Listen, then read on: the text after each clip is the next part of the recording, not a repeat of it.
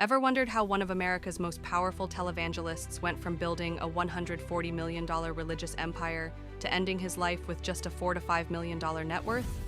Keep watching, because this is the untold story of Jimmy Swaggart, a man whose life was filled with soaring sermons, Grammy nods, explosive scandals, and shocking resurgence.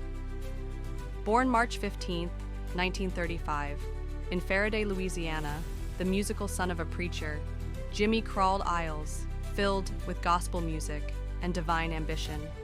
Cousins with rock and roll legends, Jerry Lee Lewis and Mickey Gilley, music ran in his blood.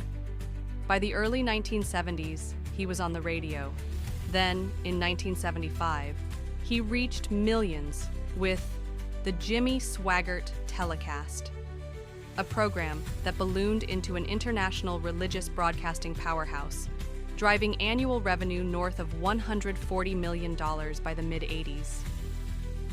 But just when you thought his message was uplifting hearts worldwide, disaster struck in 1988. Secretly photographed with a New Orleans prostitute, Swaggart was forced to confess live on national television, trembling as he tearfully declared, "I have sinned against you," then got defrocked by the Assemblies of God. Refusing to submit to their year-long preaching suspension, he left, only to return weeks later asking viewers for money to salvage his ministry, even warning his empire might collapse without renewed donations. You'd think that's where it ends, but it wasn't over. In 1991, a traffic stop in California revealed Swaggart with another prostitute, triggering more outrage, canceled airtime, and another public firestorm. But still, he kept preaching, defiantly stating, "God told me it's flat, none of your business." Despite his fame and fortune, his public trust was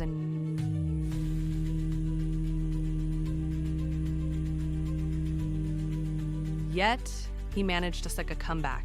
He founded the SonLife Broadcasting Network in 2010, returned to radio, and continued to preach to a smaller but loyal following until his death. So where did all that money go? Celebrity Net Worth estimates his 2025 value at only $4 to $5 million, or maybe even $10 million per some sources. But that's a fraction of his peak revenue. His empire once included a Bible college, 75-plus radio stations, a sprawling Baton Rouge complex on 12 acres, and yearly income in excess of $150 million. Yet his final estate reflected a dramatically downsized legacy. His last days were marked by health struggles. A heart attack on June 15, 2025, landed him in ICU where he never regained consciousness, passing away July 1st at age 90 in Baton Rouge, with his family by his side. While Donald Trump and others acknowledged him as our nation's longest-serving televangelist, they glossed over a turbulent journey marked by repeated moral failures, defrocking, legal entanglements, and fiery remarks, including an infamous 2004 threat toward a gay man that he later apologized for. Yet despite the controversies, Swaggart maintained his platform, expanded into international broadcasting, and even survived backlash for supporting Renamo in Mozambique, a group accused of war crimes. That's why his story matters. It's a cautionary tale of power, charisma, sin, shame, and survival. It forces us to ask, what happens when moral leadership fails? And what remains when all the money and fame collapse? So don't skip. We've only scratched the surface of an empire of sermons, scandals, and survival.